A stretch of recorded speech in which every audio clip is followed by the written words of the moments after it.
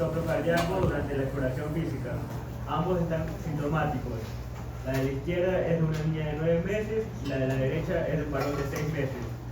¿Cuál cree que tiene cianosis? ¿Cuál cree que tiene fiebre? ¿Cuál cree que tiene dificultad respiratoria? ¿Y cuál cree que es la cardiopatía de cada uno?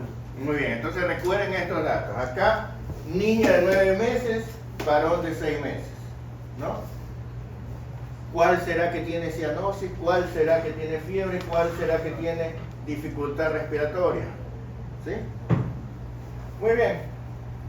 Ahí tenemos dos radiografías diferentes.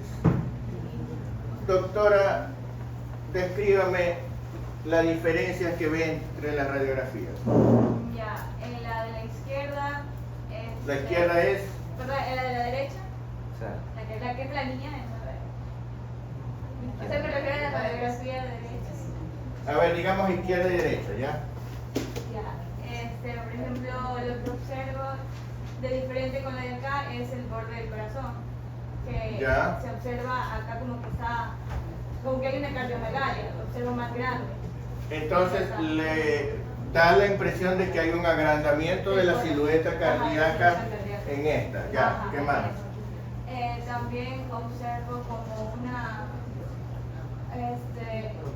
como acá, en la de acá, como que hay una retracción del tráqueo. ¿Cómo que hay una? Retracción de la luz aérea del tráqueo, ¿podría decir? Acá, Ajá. retracción, pero la retracción hacia... O sea, como una desviación. Desviación hacia... Ya, entonces le parece que la tráquea está desviada hacia la derecha, ¿ya? Ajá, acá también observo una condensación en el lado del pulmón derecho. Una condensación, ¿se refiere a esta? Ajá. Una condensación en el pulmón derecho. Sí. ¿Algo más? ¿Alguna otra diferencia?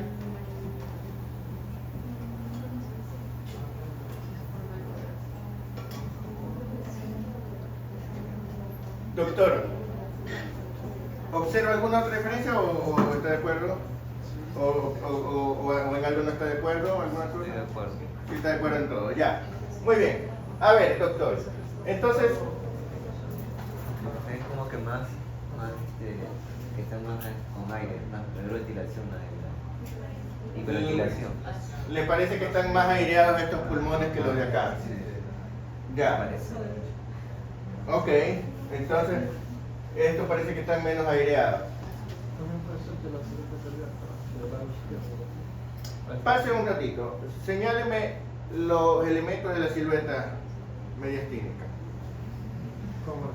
No, señáleme así nomás, con el dedo.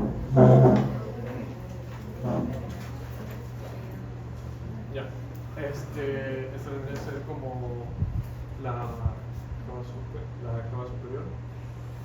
A ver, entonces este sería el borde de la vena cava superior.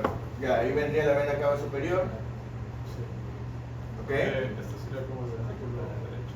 El ventrículo derecho estaría aquí. Sí, por acá estaría. ¿Seguro? La aurícula derecha. Esta es la aurícula derecha. ¿Dónde desemboca la vena cava superior? ¿En el ventrículo derecho? No, ¿verdad? La vena cava superior desemboca en la aurícula. Entonces aquí tenemos el borde de la aurícula derecha y aquí tenemos el borde de la vena cava superior que se forma de la unión de los dos troncos venosos brachiocefálicos, ¿no, verdad? El izquierdo y el derecho. Y a su vez cada uno de ellos se forma de la unión de la subclavín, la yugular y el epidermis. Ya, bueno.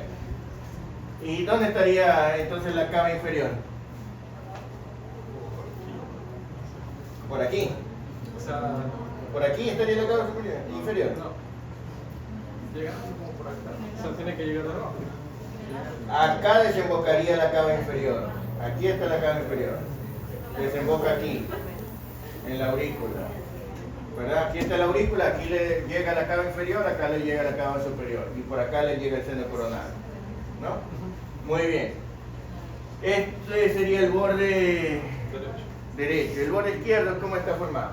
Por aquí estaría la aorta, la arteria pulmonar.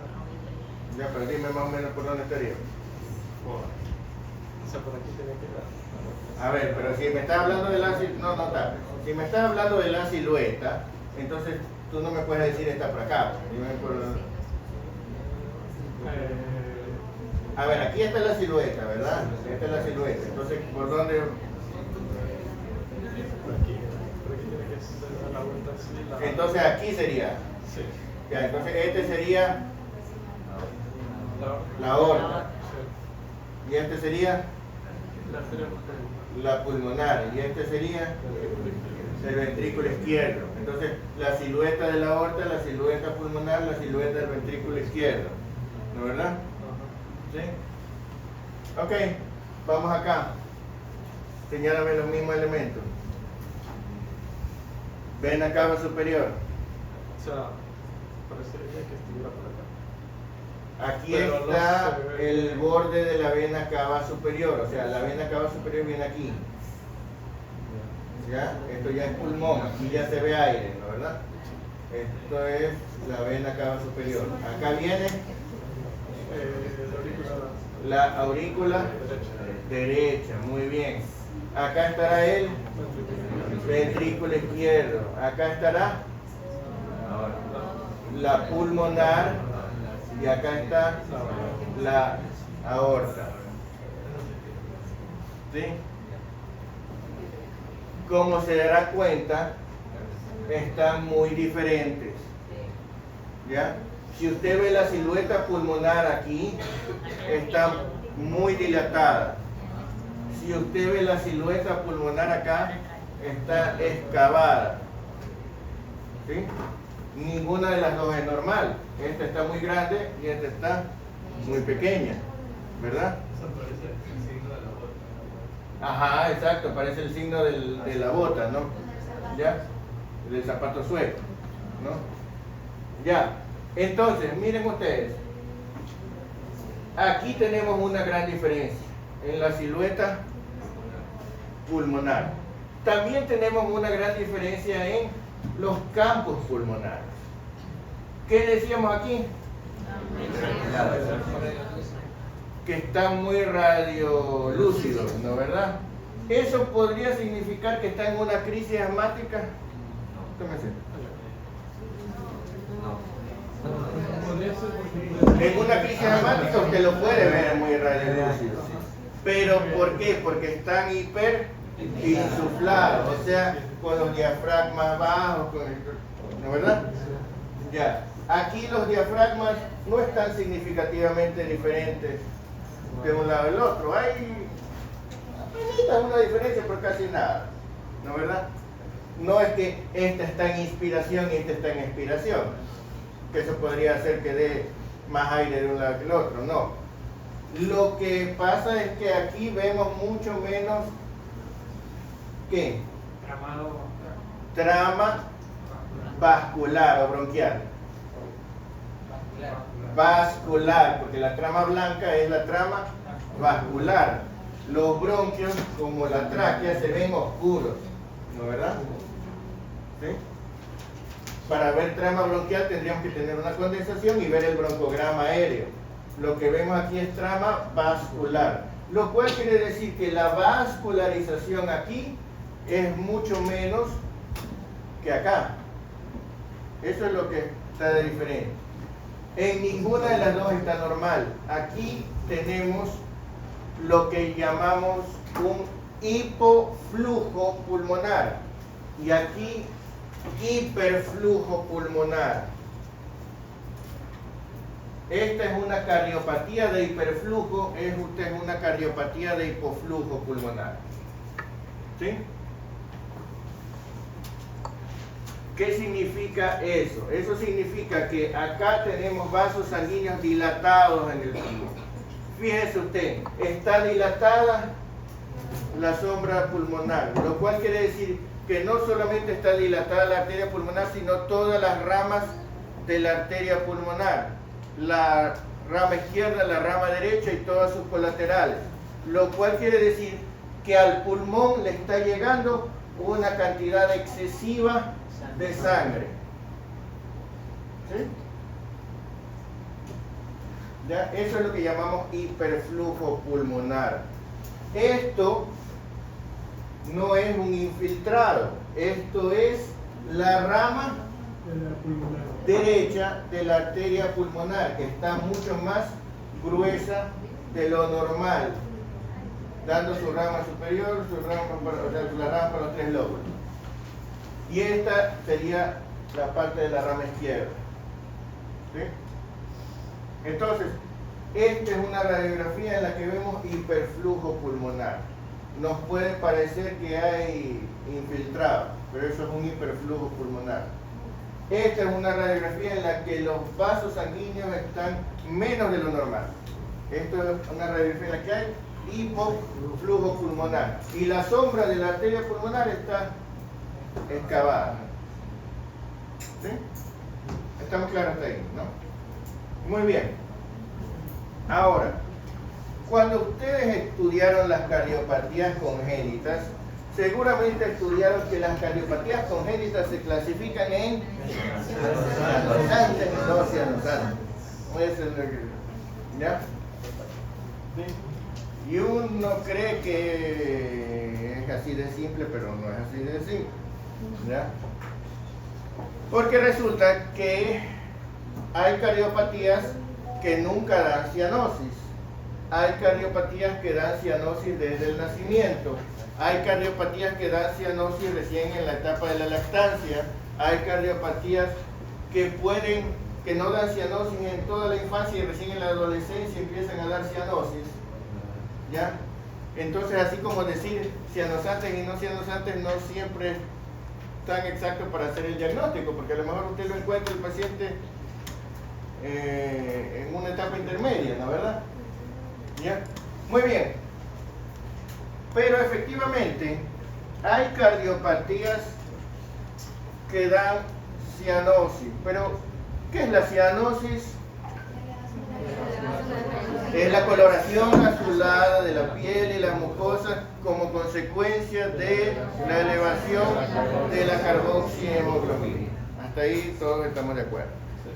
Para que esté elevada la carboxihemoglobina, eso puede ser porque el niño se está ahogando, ¿verdad? O sea, puede haber cianosis de causa respiratoria, ¿sí?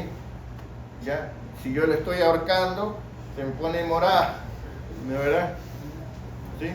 Si deja de respirar, se pone morada, eso es cianosis respiratoria. Pero aquí vamos a estudiar la cianosis cardíaca, la cianosis de causa cardíaca, no la cianosis respiratoria, que es otra cosa. Estamos en aparato cardiovascular. ¿Por qué puede producirse la cianosis cardíaca sin necesidad de que el niño se esté ahogando? ¿Por qué podría estar morado? ¿Sí? ¿Qué tiene que pasar? Que por culpa de la cardiopatía tiene que ir sangre desoxigenada hacia la circulación sistémica. Porque a la piel, ¿quién la irriga? ¿La circulación pulmonar o la sistémica? La sistémica, ¿no? ¿Verdad? Entonces tiene que ir sangre venosa a la aorta. Sangre desoxigenada tiene que ir a la aorta para que haya cianosis, ¿verdad? ¿Sí? Para que haya cianosis cardíaca. ¿Sí? Entonces, ¿cómo se logra que vaya sangre venosa hacia la aorta? Pues, primero que nada, la sangre venosa está ¿en dónde? Está del lado derecho. La sangre desoxigenada normalmente está del lado derecho, en la cavidad, en la aurícula derecha, en el ventrículo derecho, en la arteria pulmonar, ahí está la sangre venosa. ¿Cómo hacemos para que pase hacia la aorta? Pues lo primero sería que haya una comunicación entre la izquierda y la derecha. Entonces esa podría ser una comunicación interauricular, también podría ser una comunicación interventricular, o podría ser en los vasos, podría ser una comunicación entre la aorta y la pulmonar, o sea, un conducto arterioso persistente. Incluso podría ser que haya vasos anómalos, que se hayan formado vasos anómalos entre las ramas pulmonares y las ramas aórticas, por ejemplo, ¿no? ¿Ya? Que es posible, ¿no? Una formación anómala de vasos. También puede ser que haya combinaciones, o sea que haya CIA más CIB, ¿no? Comunicación interauricular más interventricular, o eso más conducto arterioso, etc. ¿Ya? Supongamos que una CIA, una comunicación interauricular, es muy grande, muy grande, muy grande, muy grande, que ya prácticamente no hay tabique. Entonces a esa malformación la llamaríamos aurícula única, ¿verdad? Porque si no hay tabique, entonces es como que hubiera una sola aurícula. Y si no hubiera tabique interventricular, o sea, como una CIB, pero muy grande, que prácticamente desapareció todo el tabique, ¿cómo lo llamaríamos? Ventrículo único, ¿no, verdad? Muy bien. También existe la posibilidad de que tengamos un defecto en las almohadillas endocárdicas. Si ustedes se acuerdan de embriología, ¿alguna vez oyeron hablar de las almohadillas endocárdicas? Oyeron hablar. Bueno, oyeron hablar. Las almohadillas endocárdicas dan origen a las estructuras que están en el centro del corazón. ¿Ya? Les pongo un esquema. Hagan de cuenta que esto es el corazón. ¿Ya? Lógicamente que deberíamos tener 4 cavidades aquí, ¿verdad? ¿No es así? Si eso, ¿qué es lo que se forma de la...? Acuérdense que aquí el tabique interauricular se forma de 2 partes, el septum primum y el septum secundum. Y también el interventricular tiene 2 partes, porque tiene la porción muscular y tiene la porción membranosa. ¿Ya? Entonces, el septum secundum, la porción membranosa del tabique interventricular y la parte septal de las valvas, las valvas septales de las válvulas, mejor dicho, todo esto se origina, toda esta parte central se origina de las almohadillas endocárdicas, ¿sí? Por lo tanto, un defecto en las almohadillas endocárdicas podría producir un defecto valvular en la tricúspide, podría producir un defecto valvular en la mitral, podría producir una comunicación interauricular o podría producir una comunicación interventricular. De hecho, una comunicación interauricular tipo septum secundum y una interventricular tipo membranosa, ¿no, verdad? Pero si no se forman para nada, tendríamos esto. Un corazón en el que falta toda la parte del centro.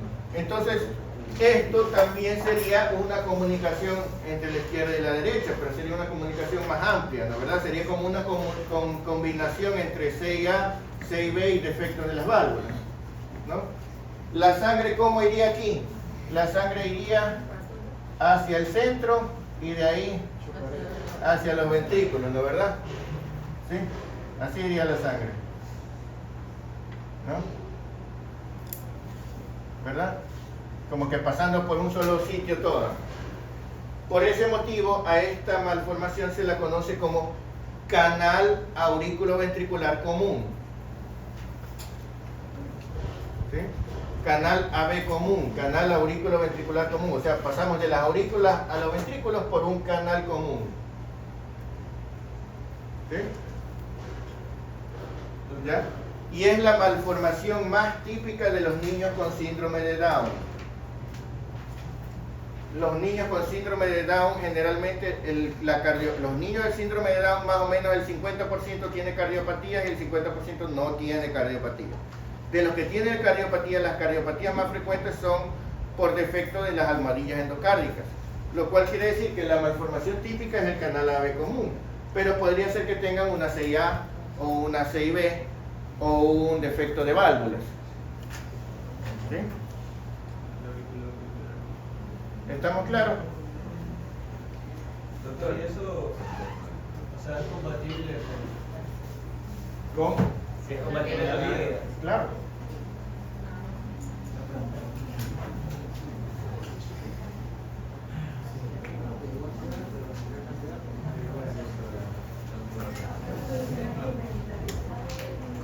Ahora, compatible con la vida no significa que está sano y fuerte, ¿no? Pero compatible con la vida sí, está bien. Sí, pues. Ya, ahora depende de ti curarlo, pues, ¿no? ¿Ya? Pero bueno, estamos claros hasta aquí, ¿no? Ahora, como les decía, para que haya cianosis cardíaca, entonces tiene que haber sangre venosa yendo a la aorta. Entonces lo primero que tiene que haber es una comunicación entre la izquierda y la derecha, que puede ser cualquiera de estas que hemos mencionado, una 6A, una 6B, un ductus, colaterales anormales, una combinación, un canal AB común, cualquier ventrículo único, aurícula única, cualquiera de estas en que hay comunicación entre la izquierda y la derecha. ¿Ya? Pero, ¿cuál es el problema? Que normalmente la presión es mayor del lado izquierdo. Entonces el cortocircuito habitualmente sería ¿de dónde a dónde? De izquierda a derecha. Entonces, si va de izquierda a derecha, ¿la sangre se va a ir hacia la aorta o hacia la pulmonar? Hacia la pulmonar, ¿verdad? No hacia la aorta. Y por lo tanto, ¿habrá cianosis? No. Porque para que haya cianosis tendría que ser sangre venosa que se vaya hacia la aorta. ¿Ya? Entonces, si tenemos una comunicación entre la izquierda y la derecha, tiene que haber algo más para que la sangre vaya, además, a producir cianosis, para que la sangre vaya hacia la aorta. Entonces, eso puede ser, lo primero, que esté aumentada la presión del lado derecho. ¿Por qué estaría aumentada la presión del lado derecho? La presión del lado derecho podría estar aumentada porque hay una estrechez en cualquier parte de la circulación derecha. Por ejemplo, una estenosis pulmonar. Si está estrecha la pulmonar, es más difícil ir al pulmón, está aumentada la presión derecha. Entonces, si tenemos una comunicación interventricular más una estenosis pulmonar, la sangre se va a ir hacia la aorta, de derecha a izquierda, y va a haber cianosis, ¿verdad? Si tenemos una estenosis tricuspidia o una atresia tricuspidia, la sangre de la aurícula derecha va a tener dificultades en ir al ventrículo derecho. Si además de eso tenemos una 6A, la sangre se le va a ir a la aurícula izquierda y por lo tanto va a terminar en la aorta. Entonces ahí también va a haber cianosis, ¿verdad? ¿Sí? Si por alguna razón los vasos sanguíneos al nacer del pulmón que deben dilatarse no se dilatan, también va a estar aumentada la presión pulmonar y va a haber cortocircuito derecha-izquierda y cianosis. Hasta ahí estamos claros, ¿verdad? Entonces, eso es lo que llamaríamos hipertensión pulmonar persistente del recién nacido, ¿no? ¿Verdad? ¿Sí? ¿Qué significa eso? Significa que una comunicación simple y pequeña del lado izquierdo al derecho no va a producir cianosis. Porque el cortocircuito va a ser de izquierda a derecha. El exceso de sangre, digamos, ¿cuál de los dos ventrículos va a quedar con exceso de sangre? El derecho, porque va a venirle sangre desde el lado izquierdo. Y por lo tanto, a los pulmones le va a ir un exceso de sangre. Es decir, esas cardiopatías van a tener hiperflujo pulmonar. ¿Cuándo va a haber hiperflujo pulmonar? Cuando a la arteria pulmonar le llega demasiada sangre. ¿Y por qué le llegaría demasiada sangre? Porque hay un cortocircuito de izquierda a derecha. La sangre que una parte de la sangre que debería irse por la aorta se va a ir a la arteria pulmonar. ¿Sí? En estos pacientes pediátricos es común que se produzca col pulmonar o si se resuelve la situación antes de que llegue a eso. Depende de cuándo lo trate. Comúnmente se suele diagnosticar tiempo o suelen evolucionar a col O sea, pulmonar. es que aquí estamos hablando de que la patología primaria es cardíaca, ¿no? Porque el col pulmonar propiamente es cuando la patología es pulmonar y eso. O sea, sí puede haber col pulmonar, pero ahorita no estamos hablando en ese caso. No. Estamos bien, ¿no? Entonces, cuando un paciente tiene hiperflujo, digamos, cianosis, quiere decir una de estas posibilidades, ¿no? Que tenga un cortocircuito, una comunicación entre izquierda y derecha y además algo que obstruya el flujo derecho, que aumente la presión derecha, ¿no es verdad? Para que tenga cortocircuito derecha e izquierda. Otra posibilidad para que tenga cianosis cardíaca, que tenga nada más la comunicación, pero que sea una comunicación tan amplia que aunque la presión esté aumentada en los dos lados, de todas maneras la sangre se mezcla. ¿Ya? Por ejemplo, cuando tenemos un canal AB común, aunque la presión esté mayor del lado izquierdo, la sangre igual se mezcla, ¿ya? Y por lo tanto llega sangre mezclada a la aorta y por lo tanto hay cianosis, ¿ya? Entonces, cuando hay aurícula única, ventrículo único, canal AB común, ¿ya? O sea, una comunicación muy amplia, es posible que haya cianosis, aunque no esté aumentada realmente la presión pulmonar. ¿Ya? Entonces esa es una segunda posibilidad.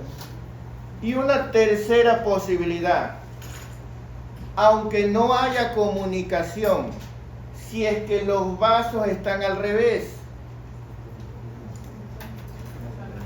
una transposición de grandes vasos, ¿qué pasa? Si la aorta directamente está saliendo del ventrículo equivocado, pues sale con sangre venosa, ya no necesita mezclarse, ¿no?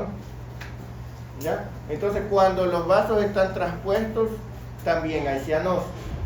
De hecho, son los casos más graves de cianosis, porque directamente toda la sangre desoxigenada se está yendo a la aorta y toda la oxigenada se está yendo a la pulmonar, ¿no?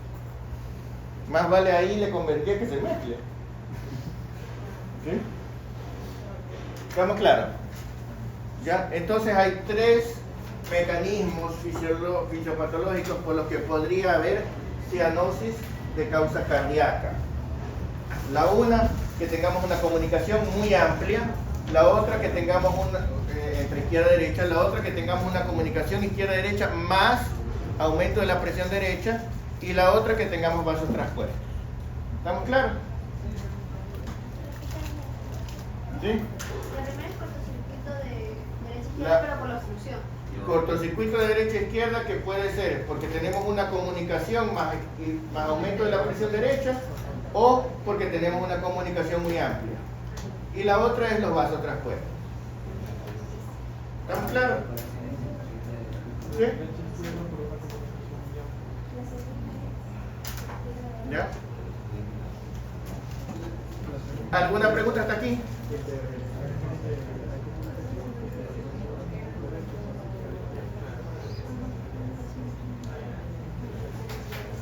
Muy bien.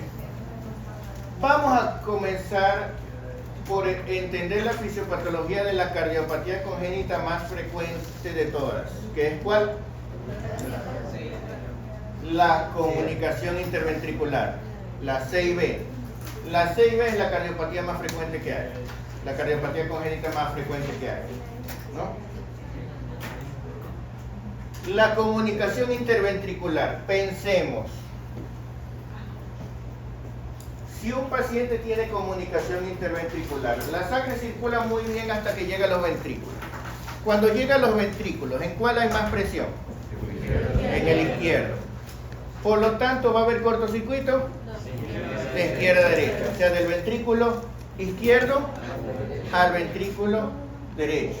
Lo cual quiere decir que parte de la sangre que debió salir por la aorta, sangre oxigenada, se fue hacia el ventrículo derecho y por lo tanto se va hacia la arteria pulmonar.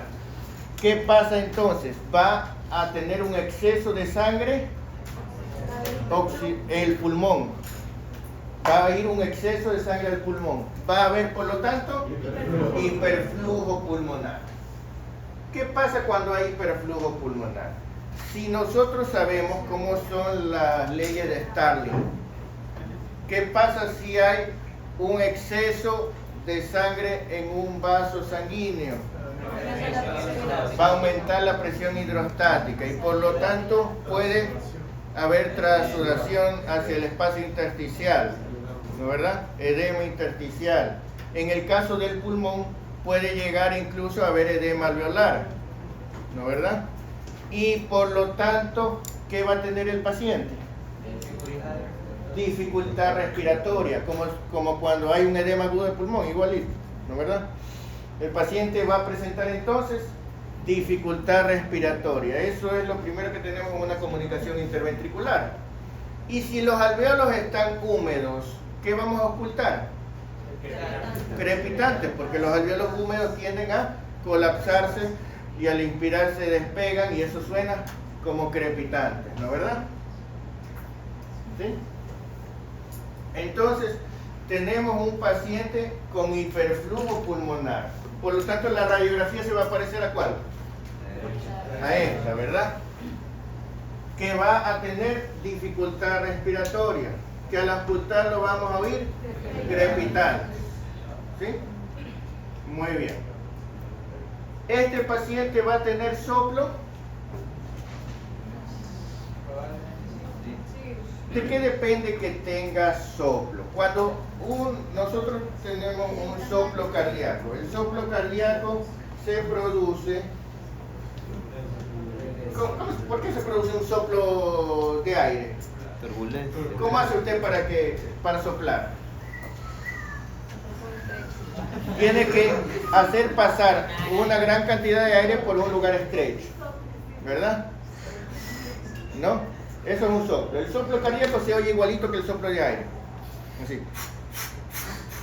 ¿No? Así se oye un soplo cardíaco, igualito que un soplo de aire. ¿Pero qué significa? Que hay una turbulencia de aire. Lo mismo se puede producir por turbulencia de líquido. El mismo sonido.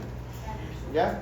En este caso la turbulencia de la sangre. ¿Pero qué significa? Que está pasando sangre por un lugar estrecho. Eso no significa que todos los soplos sean por estenosis de aire. Porque es como cuando decimos hay congestión vehicular, ¿no? La congestión vehicular no necesariamente es porque la carretera es muy estrecha, ¿no? La congestión vehicular puede ser porque ese día hubo una fiesta y hay demasiados carros, ¿no verdad? Porque es verdad, entonces no necesariamente el problema es que haya una estenosis, sino que puede ser que algo esté haciendo que la circulación no sea la normal, ¿no verdad? ¿Ya? Entonces miren, por ejemplo, cuando ustedes si ustedes intentan soplar con la boca totalmente abierta, ¿suena el soplo? No, ¿verdad? Mientras más grande sea el agujero, menos sonido tiene el soplo.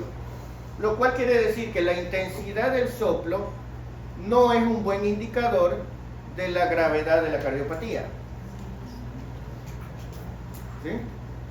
Incluso hay cardiopatías graves sin soplo. ¿Ya? ¿Sí? Porque el agujero es tan grande que ni siquiera turbulencia da, o sea, pasa nomás la sangre. ¿Ya? ¿Sí?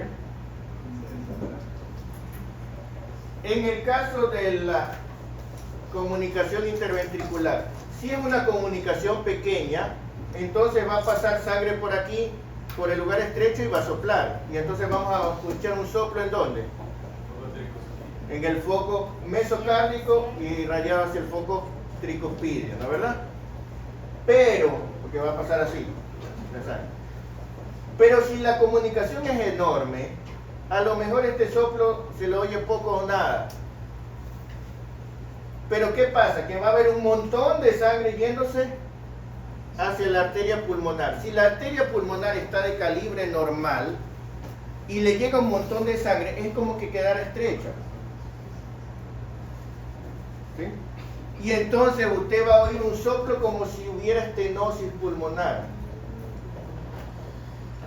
Aunque no hay estenosis pulmonar, porque la arteria pulmonar normal queda estrecha para la gran cantidad de sangre que le está llegando. Entonces una CIB le puede dar un soplo aquí o un soplo acá o los dos, ¿verdad? Le puede producir un soplo sistólico en el foco pulmonar, o sea, un soplo que ¿se acuerdan cuando estudiaron dice-side, ¿no? ¿Ya? Diastólico, insuficiencia, sistólico, estenosis, ¿no? Entonces usted dice sistólico, enfoque, estenosis pulmonar, pero usted tiene que entender que este caso sería una estenosis relativa, ¿no es verdad? O sea, no es que está estenótica la arteria, sino que hay un gran hiperflujo que la está haciendo quedar como que es estrecho, ¿no? Entonces esto es la clínica que vamos a tener, ¿no es verdad? ¿Ya? Mientras más grande sea la comunicación, mayor va a ser el hiperflujo. ¿No es así? ¿Ya? Pero ¿qué pasa cuando el tiempo transcurre? El pulmón se resiente de que le estén bañando con tanta sangre. ¿Ya? Los vasos sanguíneos se dañan, el endotelio se daña de estar recibiendo tanta sangre que no le corresponde. Ya sea por daño de los vasos sanguíneos o por vasoconstricción refleja, con el transcurso de los meses se van cerrando los capilares sanguíneos y entonces cada vez va a haber menos hiperflujo. Pero al mismo tiempo se va aumentando la presión pulmonar. Empieza a haber lo que se llama hipertensión pulmonar. ¿Sí? Y entonces en la radiografía cada vez vamos a ver menos hiperflujo, pero la presión derecha se va a ir aumentando. Y llega un momento en que alcanza y sobrepasa a la presión izquierda. ¿Y qué ocurre entonces? Que se invierte el cortocircuito. Ahora, en vez de irse de izquierda a derecha, se va de derecha a izquierda. Ya no vamos a tener hiperflujo, ya no vamos a tener la dificultad respiratoria, pero ahora vamos a tener cianosis. Cuando ocurre eso se llama síndrome de Eisenmenger. Pero eso de todo es igual a la presión. Por eso, al igualarse, el flujo se invierte, ¿no? O sea, porque se iguala y lo sobrepasa. Eso es el problema. En el momento que llega este paso, se invierte el flujo, entonces se produce el síndrome de Eisenmenger. Se invierte el cortocircuito y cambia la clínica. Ahora tenemos cianosis en una cardiopatía. ¿La CIB se clasifica como cardiopatía? No cianosante, pero empieza a tener cianosis. ¿Sí? ¿Cuándo ocurre eso? Eso puede ocurrir en un niño de 1 año, de 2 años, de 5 años, de 9 años, dependiendo de qué tan grave haya sido el hiperflujo, porque mientras más hiperflujo, más rápido va a haber esta reacción. Un niño con una gran comunicación podría ser que en la misma etapa del lactante ya haga síndrome de Eisenmenger. Un niño con una comunicación pequeñita, a lo mejor recién de adolescente o de adulto, hace síndrome de Eisenmenger. ¿Estamos claros? ¿Sí?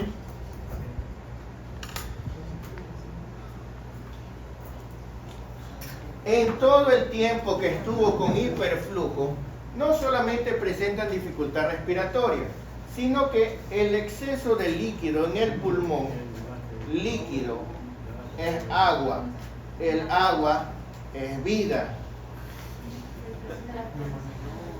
Estos pacientes tienen tendencia a hacer neumonías recurrentes. Entonces, en general, estos pacientes le llegan al hospital porque tienen fiebre y tos y dificultad respiratoria. Si el paciente tiene fiebre, tos, dificultad respiratoria y usted ve esa radiografía y de neumonía, ¿verdad? Y usted le da antibióticos, se cura la neumonía, se va a la casa, después de unos meses regresa otra vez, lo vuelve a curar, después se va, se vuelve así, ¿ya? Entonces, si usted tiene un paciente con neumonía y le oculta un soplo, primero vea si a lo mejor no es una neumonía secundaria a la estasis o al hiperflujo pulmonar, ¿no, verdad? ¿Sí? ¿Ya?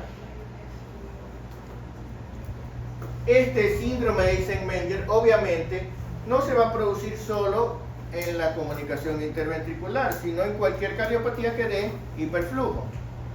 ¿Y cuáles cardiopatías dan hiperflujo? Todas las que hacen ir sangre de izquierda a derecha. Por lo tanto, la 6A, la comunicación interauricular, el conducto arterioso persistente van a dar una clínica similar.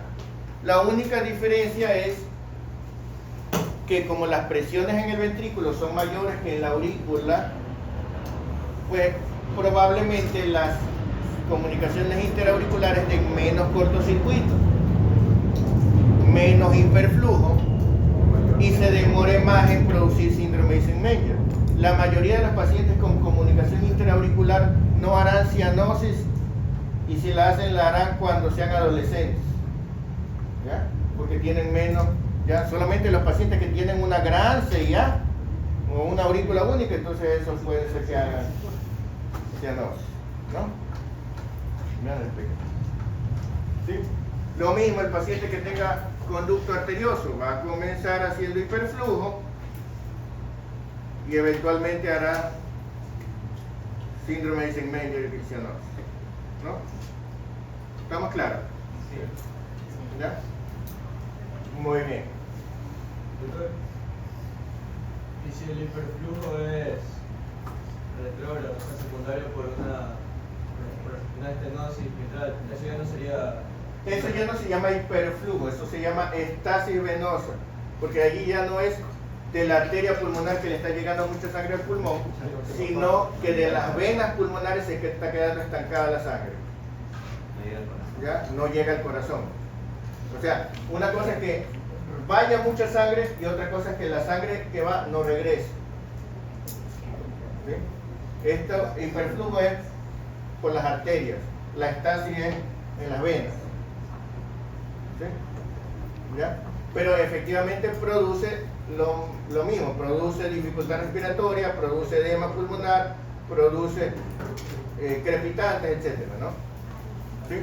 Pero eso podría ser, por ejemplo, en la insuficiencia cardíaca, ¿no? ¿Ya? ¿Sí? Pero ahorita estamos hablando del hiperflujo, ¿ya? Bueno, vamos al recreo y después seguimos.